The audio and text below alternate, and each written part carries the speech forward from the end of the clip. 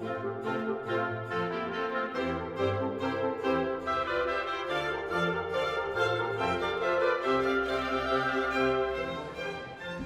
well, for starters, we just want to thank everyone for coming out tonight in support of the Oceanside's Medical Marijuana Ad Hoc Committee. It's Memorial Day weekend, and honestly, we didn't even think about that when we booked the dates, so it's even more special. Okay. It's even more special that you could take the time out of your schedule to be here. Not all of the committee members could be here tonight, but the ones that aren't here, we're sure are with us in spirit. We also would like to extend a special thank you to Colonel Doug Applegate, in the back of the room,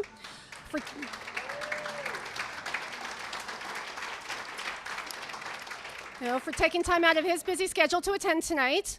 Your support for medical marijuana as a treatment for PTSD is just one of the many reasons that we continue to support your congressional campaign as we work to flip the 49th.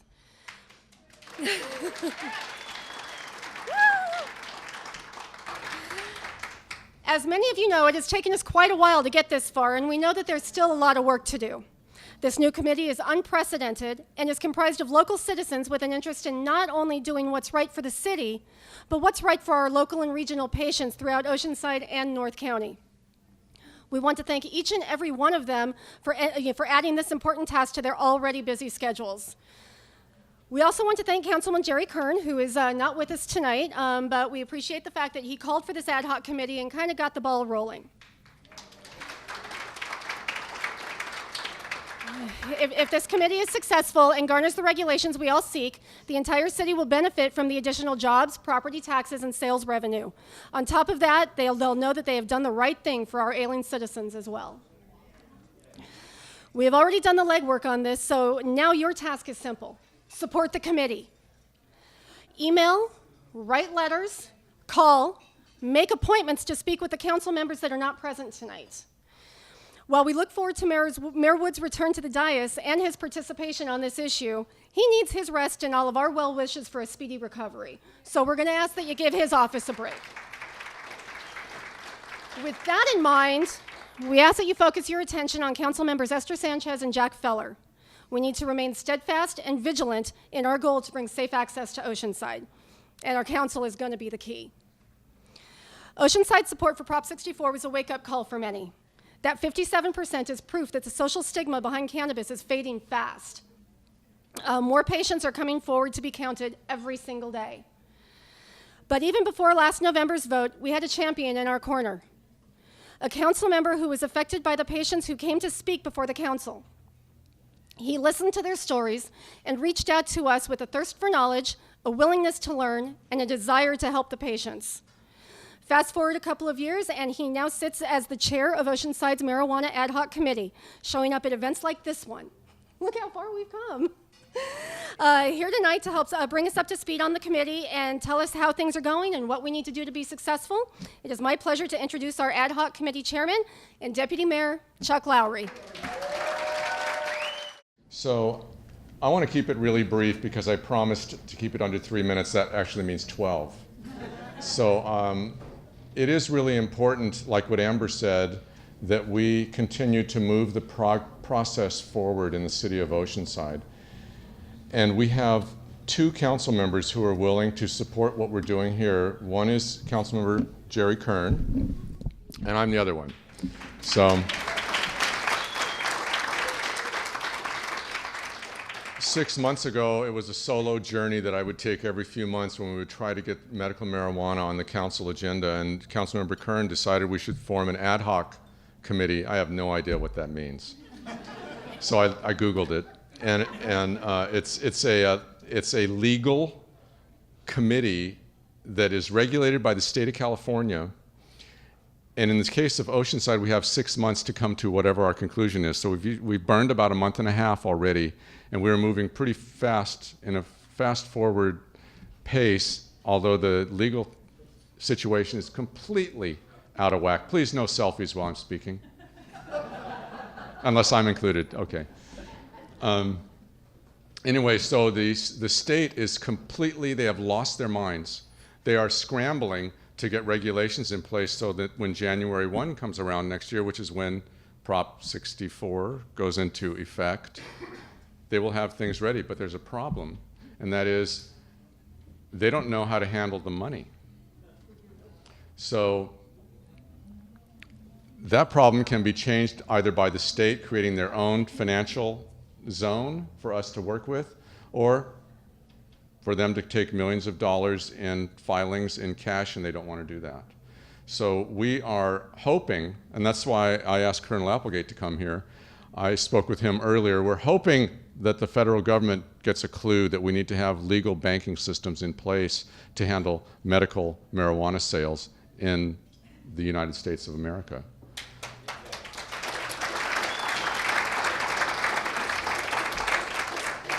Really not a big deal, but when you think of small cities like, let's say, Vista doing $2 million in cash sales a month and having to handle all that cash, we want to have this become an above ground, not an underground economy.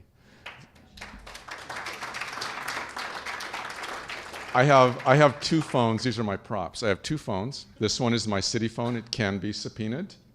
This is my personal phone. Currently, it can't be subpoenaed. This is the one that I have the Weed Maps app on. In case you're confused, this is my city phone. So when I discovered the Weed Maps app, I had a meeting with the city attorney, and I said, have you ever used Uber? Yep. And I said, check this out, Weed Maps. It looks just like it. I said, there's about 65 deliveries going on in Oceanside right now. And he's like, we're really busy already doing legal things. And I said, so this helped with the attorney because he got to see that it's much bigger than us giving someone a permit to deliver the product into Oceanside. So that concludes my 3-minute part. This is my real part. That's all. That was all extemporaneous stuff. Anyway, thank you for having me here this evening. The issue of access to I'm going to do what Amber did. The access to safe and pure quality medical marijuana in our city is one. You know all this. Why am I saying this? This is really a good story. I originally opposed the ban. I opposed regulating medical marijuana last year. I was on record in the newspaper saying, we don't want to regulate this, we want to keep it as a ban. And then we had our council meeting, and a bunch of people in this room came to that meeting. And they came in wheelchairs with and without their assistance animal. They came with walkers. They came with people who had to help them get into their seats. They were all ages. We more recently have had the young girl whose name is the same as my dog, Sadie, who lives in San Diego, who is 4 years old. Sadie's story is not enough to break the heart of someone who's hard. Her story is the doctors said, we have done all we can for Sadie. We can't do anything else. This is specifically what the parent, Brian Higuera, told me.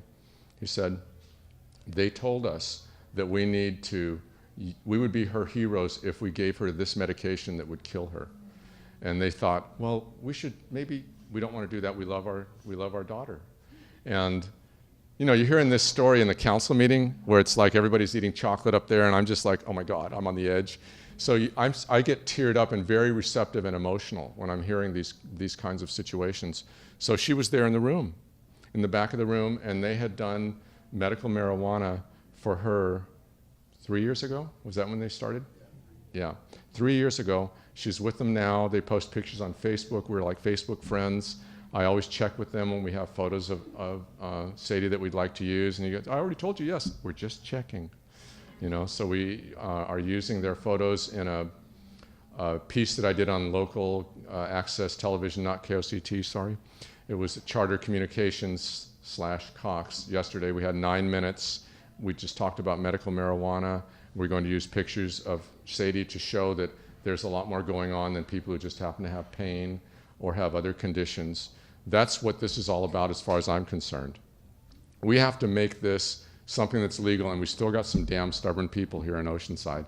But we did in November, we had the same number as the state average, 57% of the voters approved recreational. Well, all those people would approve medical also.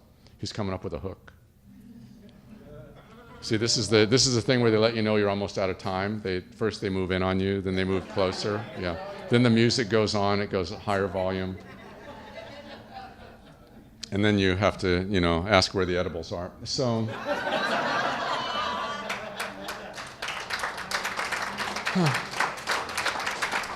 after seeing those people come to the council meeting, I understood the need to regulate medical marijuana, and that's what brought us here today. So I'm going to tell you a little bit about the ad hoc committee.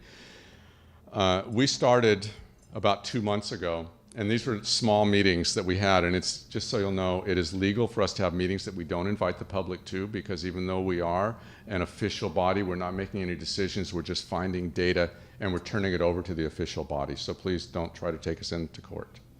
So we are very transparent, and we have recruited a total of 5 people to be on the ad hoc committee, and we have also 5 focus areas, so we've kind of divided responsibilities by 5 or 6.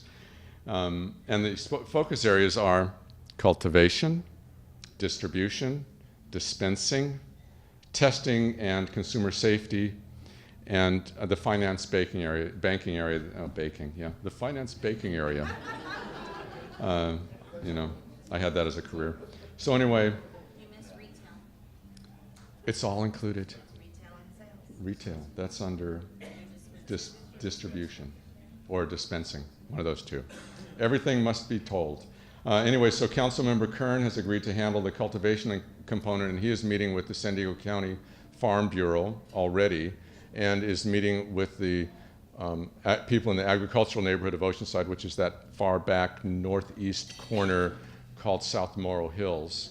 And we are pretty sure that the people who are there are going to be able to influence the city council members who are very stubborn about this, because we believe that people who own 300 acres of property and have been doing business in the city of Oceanside for multiple decades might have a bigger voice than I do, because I've only been living there for 65 years. So, ad hoc committee regulations, yes. Councilmember Kern was a lifesaver when he suggested we do the ad hoc committee after I was shot down again in a council meeting. It was like, oh yes, I will do anything and work with anybody to get this to happen. So that's why we're again here today and asking you to pay attention. So we also had another volunteer, and that was our city treasurer, Dr. Rafe Trickey. He has proven to be an insanely supportive person. When he's out of the area on specific job-related tasks, he finds that there are these marijuana research things going on. So he went to a state of California in mini conference about 4 weeks ago, and is hoping to have them come down to Oceanside, but it's called the State Cannabis Banking Working Group, and it is in fact run by the state treasurer's office. And they had the State Board of Equalization on it, and those kinds of agencies are already working on this. And if they're interested, we're interested, and I hope that we can get them to think that banking is not that far out. But we are working to make that happen in Oceanside. We've talked to everybody already, so it has to happen on a coercion level. So if we can get it to be legal here, then we can at least limit the sales to the people who are legitimate, and we can start pointing out the people who are not following the rules, and then we can deal with our issues. So we just want to have everything in a nice, neat little package we can bring to the city council in September, I think is the date. November. We got the summer off. So I'm going to introduce the other couple members who, let's see, I only have one here. So another member is not here, Dr. Wendy Wheel. She's a professor and director of alcohol and other substances at San Diego City College, and a doctor of clinical pharmacy. And she's supervising all of our testing and knows everything there could be to know about the scientific approach, which we really need. And then we have someone who is more down to earth and experiential, and she's going to stand up and say hi. I am? Okay. Andrea France. Andrea is a multiple sclerosis patient advocate and medical marijuana user who will head up our retail sales component. That's why she was shouting out the word retail. Don't forget about retail. So anyway, in addition to that, I have 2 more people who are helping us on the ad hoc committee, and those are Don Green, who is around here somewhere taking pictures, hiding out. He's my council aide, and he does a lot of homework. And then Cliff Ireland, who is Jerry Kern's council aide, who is also doing a lot of homework. He had time today to go out and buy a new little cute sweatshirt, so we want to acknowledge that. Yeah, warm, yeah.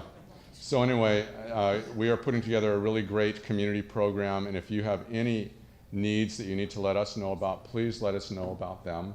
And I have an email address that is Dave and Amber's email address. I kind of stutter over it. Oceanside4asafercommunity.org. If you don't already have that, make sure that they have your name. And the city committee has an email address that is mmadhoc@ci.oceanside.ca.us. So you just have to go to the city's website.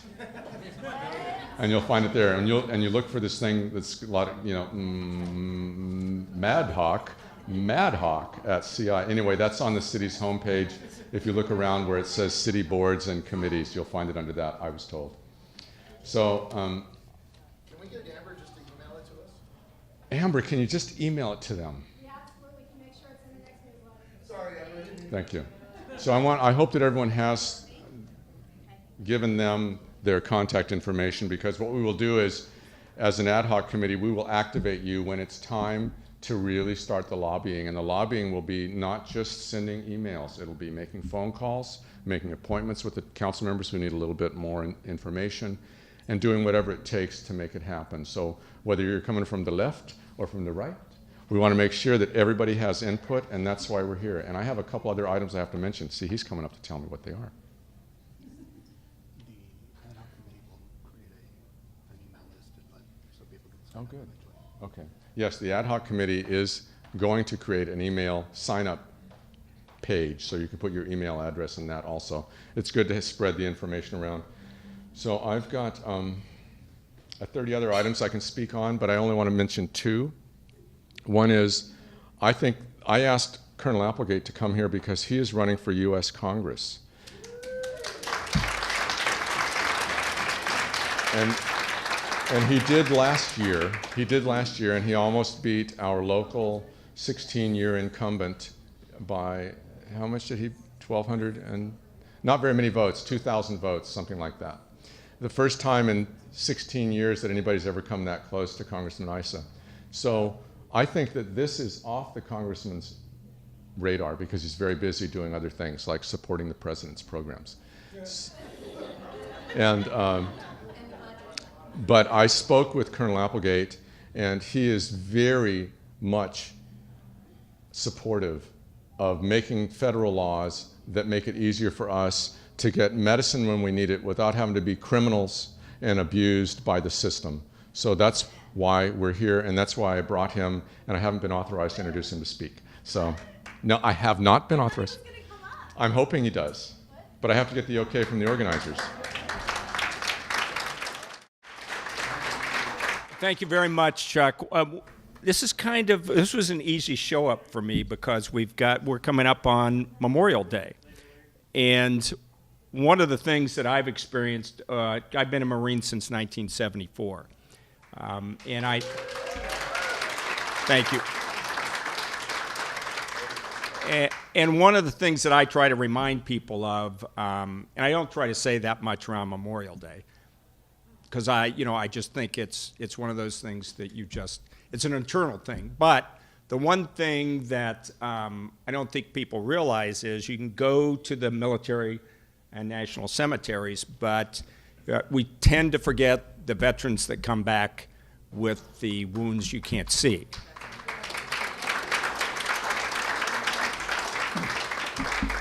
And I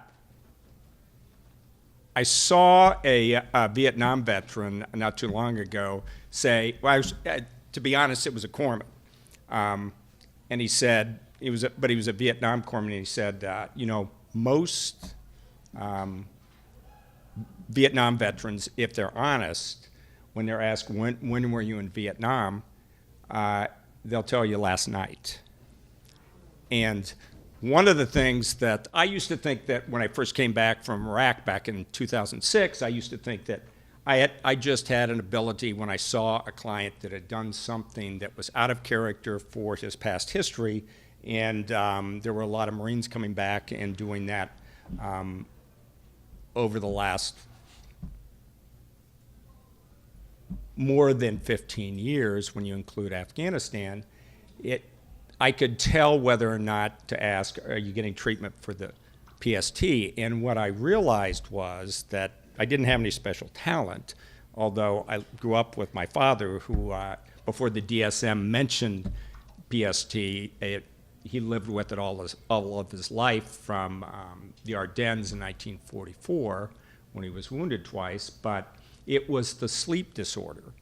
And one of the things that I think is very important, I know anecdotally, I've seen veterans be able to at least address the sleep disorder with the use of cannabis. Now, all we have are anecdotal reports, but I truly believe that one of the shortcomings of the federal law is that although opiates are a Schedule I drug, we have studied, Big Pharma has studied, all sorts of aspects of opiate use, almost to the extent that they should be held accountable for the raging opioid addiction that we now experience everywhere in the United States.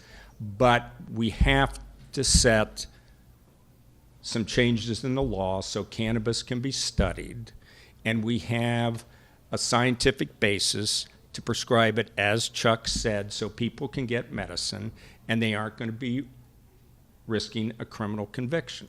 So I was very honored to come here tonight. I've seen a lot of friends, and I wish all of the Oceanside efforts well. I think it's a courageous thing for Oceanside to do. I think the people that are in the room that are stepping up are showing great courage. And I wish us all the best, and let's make sure we get this done. Thank you very much. I have an announcement to make. I have a dog, and my dog was abused before I adopted her. Her name is Sadie, and she's about this big. And she's I got this issue of this magazine that's the pet issue. And I read the whole thing, and I found there was a product for nervous, scared little dogs.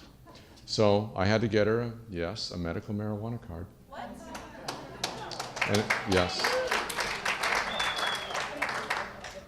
And because I am not a medical marijuana patient, I couldn't just buy it for her. So I don't know how anybody's going to work in that marketplace, but I can tell you a lot of people have nervous dogs.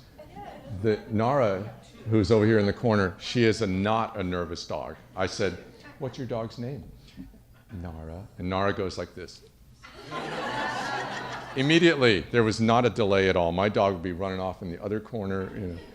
So I think this is a really important integration item for people to learn that their pets don't have to get stoned or have opioid addiction for being nervous. My vet recommended that I put the dog on meds, and I'm like, I'm not going to put my dog on meds.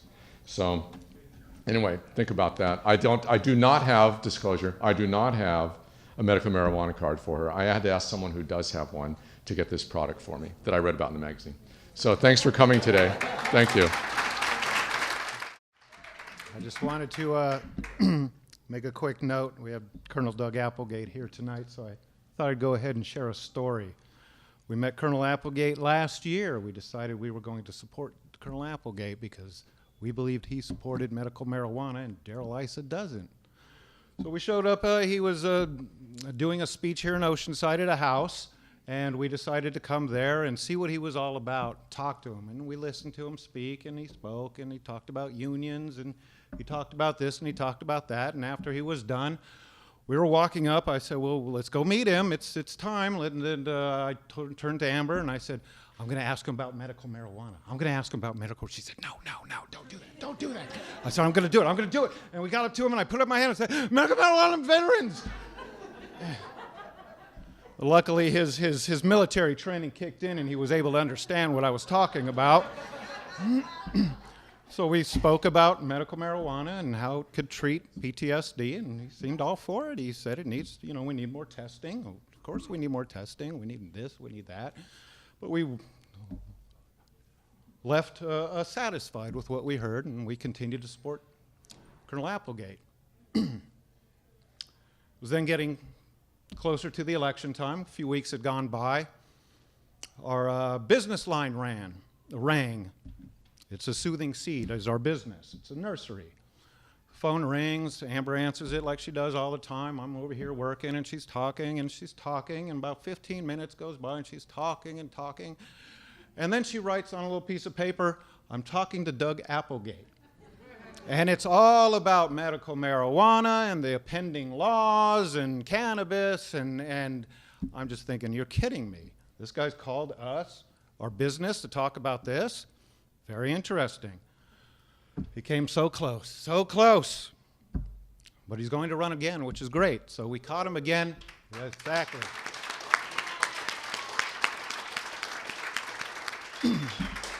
So earlier this year, he's in Carlsbad. We say, we'll stop by and we'll see Doug Applegate. He's so close. Say hi. At this meeting, it was a public forum type meeting, and you get to submit a question.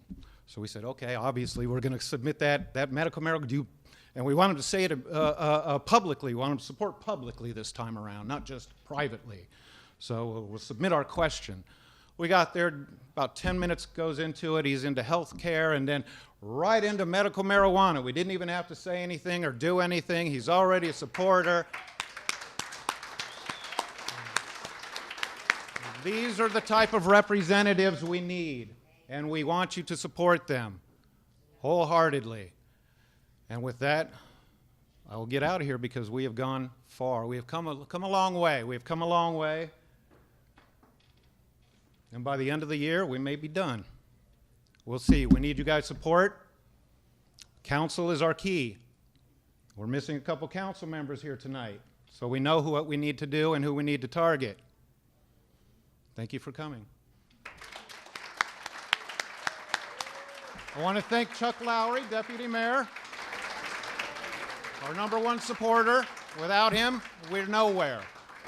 So by all means, continue to support Chuck.